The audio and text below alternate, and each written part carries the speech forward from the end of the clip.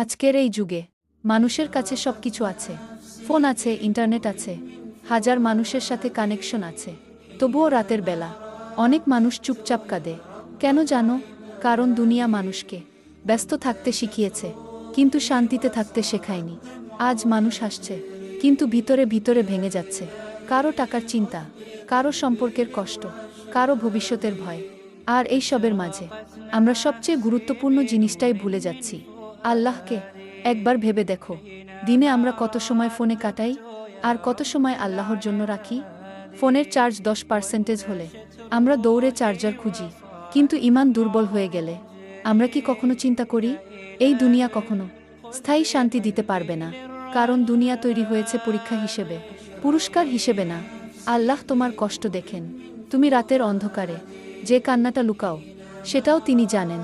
তুমি হয়তো ভাবছো আমার দোয়া কবুল হচ্ছে না কিন্তু আল্লাহ কখনো কাউকে ভুলে যান না।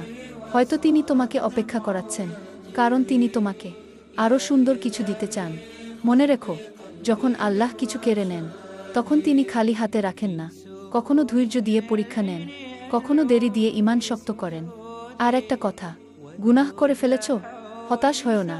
শয়তান চায় তুমি ভাবো আমার আর ক্ষমা নেই, কিন্তু আল্লাহ বলেন আমার রহমত থেকে নিরাশ হয়ো না। তুমি শুধু ফিরে আসো, একটা সিজদা, একটা সত্যিকারের তাওবা, এটাই যথেষ্ট। এই দুনিয়ায় মানুষ তোমাকে ছেড়ে যেতে পারে, কিন্তু আল্লাহ কখনো না। তাই আজ থেকে মানুষকে খুশি করার আগে আল্লাহকে খুশি করার চেষ্টা করো। কারণ শেষ দিনে তোমার ফলোয়ার, লাইক, জনপ্রিয়তা কিছুই কাজে আসবে না। কাজে আসবে শুধু তোমার ঈমান আর আমল। তাই এখনো সময় আছে। নামাজে ফিরে আসো, দোয়ায় ফিরে আসো, আল্লাহর কাছে ফিরে আসো।